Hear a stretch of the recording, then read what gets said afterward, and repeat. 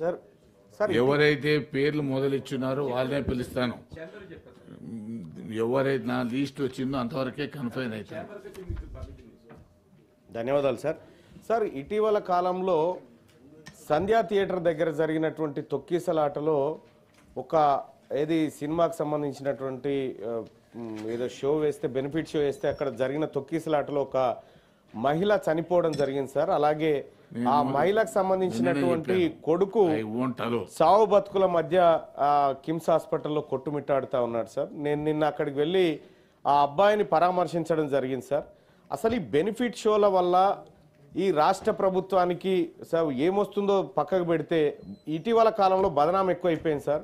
ఏదో సినీ పరిశ్రమను సినీ రంగాన్ని ఇక్కడ కాపాడాలనేటువంటి ఉద్దేశంతో రాష్ట్ర ప్రభుత్వం కొన్ని అవకాశాలు కల్పిస్తూ ఉంటే, అయితే ఆ మరణం ఏదైతే జరిగిందో ఆ ఘటనలో రాష్ట్ర ప్రభుత్వం పోలీస్ శాఖ క్లియర్గా ఎఫ్ఐఆర్ నమోదు చేసింది. నమోదు చేసిన తర్వాత రాష్ట్ర ప్రభుత్వాన్ని బ్లేమ్ చేసే విధంగా సినీ పరిశ్రమలోని కొంతమంది పనిచేస్తా ఉన్నారు అధ్యక్ష. రాష్ట్ర ప్రభుత్వాన్ని బ్లేమ్ చేస్తా ఉన్నారు. ముఖ్యమంత్రి గారిని అలాగే పోలీస్ వ్యవస్థను కించపరిచే విధంగా మాట్లాడుతూ ఉన్నారు అధ్యక్ష. అటువంటి వాటి రిపీట్ కాకుండా ఈ రాష్ట్ర ప్రభుత్వం కఠిన చర్యలు తీసుకోవాలని చెప్పి, అలాగే కొంతమంది అధ్యక్ష సినిమా వాళ్ళు వాళ్ళ పని వాళ్ళు చేసుకుంటే ఇబ్బంది లేదు అధ్యక్ష, విపక్ష నాయకులతో కలిసి అధికార పక్షాన్ని కూడా ఇబ్బంది పెడతా ఉన్నారు. లేదు సార్, రాజకీయం కాదు సార్, రాజకీయం కాదు సార్, ఇక్కడ రాజకీయమే లేదు సార్. ఈ రాష్ట్ర ప్రభుత్వాన్ని బ్లేమ్ చేసే విధంగా కుట్రలో వాళ్ళు భాగస్వాములు అవుతున్నట్టుగా మాకు అనుమానం ఉంది. దాన్ని పూర్తిగా ఎంక్వైరీ చేయమని చెప్పి రాష్ట్ర ప్రభుత్వాన్ని రిక్వెస్ట్ చేస్తాం. తాతామది గారు.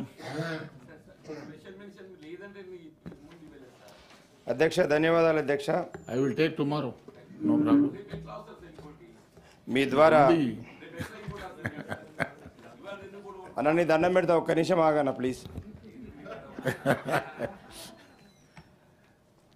అధ్యక్ష, 2 అర్జెంట్ మ్యాటర్స్ మీ ద్వారా రాష్ట్ర ప్రభుత్వానికి విజ్ఞప్తి చేస్తున్నా అధ్యక్ష. ఒకటి, నిన్న లక్ష్మీ భవానీ విషయం అధ్యక్ష.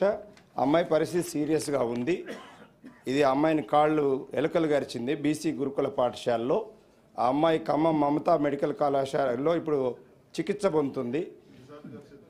7 సార్లు కలిసింది. 7 సార్లు రెబీస్ వ్యాక్సిన్ వేయించారు అమ్మాయికి. వాళ్ళకి తెలవక ఆ స్కూల్ వాళ్ళ అమ్మాయిని బెదిరించారు. ఈ పాప ఒక సింగిల్ మదర్ కూతురు. వాళ్ళ మదర్ పాప కూలి చేసుకొని బ్రతుకుతుంది. ఆమె రోజు కూలికి పోతే తప్ప ఇంకోటి ఆమెకి ఆధారం లేదు. దయచేసి ఈ అమ్మాయి 2 కాళ్ళు కూడా మొత్తం నడుము నుంచి కింద వరకు పడిపోయి ఉన్నాయి. ఈ విషయం మీద ఇంతకుముందే నాకు తెలిసింది, మరి రాష్ట్ర ప్రభుత్వం నిమ్స్కు తరలిస్తున్నారని తెలిసింది. But I don't know the facts. But నేనేమడుగుతున్నాను రాష్ట్ర ప్రభుత్వాన్ని మీ ద్వారా అధ్యక్ష, ఈ అమ్మాయికి ఇమీడియట్గా వైద్య సాయం రాష్ట్ర ప్రభుత్వం అందించాలి.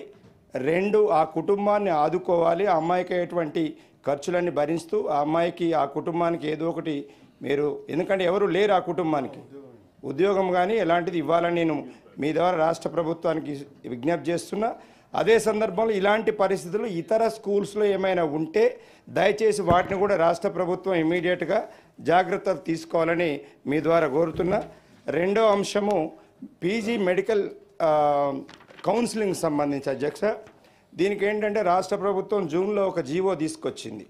ఏంటనంటే 4 సంవత్సరాలు కంటిన్యూస్ ఎడ్యుకేషన్ ఉంటేనే ఇక్కడ మీరు లోకల్ వాళ్ళు అనేటువంటి ఒక జీవోని తీసుకురావడం జరిగింది. దాని మీద కొంతమంది అభ్యర్థులు హైకోర్టుకు వెళ్ళారు. మన స్టేట్కు సంబంధించినటువంటి స్టేట్ కౌన్సిలింగ్ అనేది ఆగిపోయింది. ఇది సెంట్రల్ గవర్నమెంట్ కోటాలో ఉన్నటువంటి కౌన్సిలింగ్ ఆల్రెడీ ఫస్ట్ కౌన్సిలింగ్ అయిపోయింది, సెకండ్ కౌన్సిలింగ్ నడుస్తుంది. మన రాష్ట్ర అభ్యర్థులు ఎవరైతే ఉన్నారో వాళ్ళు నష్టపోయేటువంటి పరిస్థితి ఉంది. దయచేసి రాష్ట్ర ప్రభుత్వం ఇమీడియట్గా దీని మీద ఒక నిర్ణయం, ఎందుకంటే కోర్టులో పెండింగ్లో ఉంది ఇష్యూ. దీనివల్ల మన విద్యార్థులు తెలంగాణ బిడ్డలు నష్టపోతారు కాబట్టి ఇమీడియట్గా దీని మీద రాష్ట్ర ప్రభుత్వం స్పందించి యాక్షన్ తీసుకోవాల్సిందిగా మీ ద్వారా రాష్ట్ర ప్రభుత్వానికి విజ్ఞప్తి చేస్తాం. Okay, thank you. రవీంద్రరావు గారు. అధ్యక్ష, మీరు ప్లేయరు ఇవ్వాలి కదా మీకు. రాష్ట్ర వ్యాప్తంగా ఫీల్డ్ అసిస్టెంట్లకు సంబంధించి ఒక విజ్ఞప్తి. ట్రాన్స్ఫర్ ఒకటి అసోసియేట్.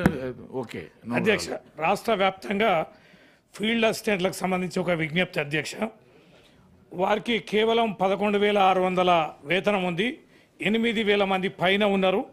వారు అనేక పనులు చేస్తున్నారు అధ్యక్ష. పూర్తి సమయం గ్రామ పంచాయతీ పరిధిలో పనిచేస్తున్నారు.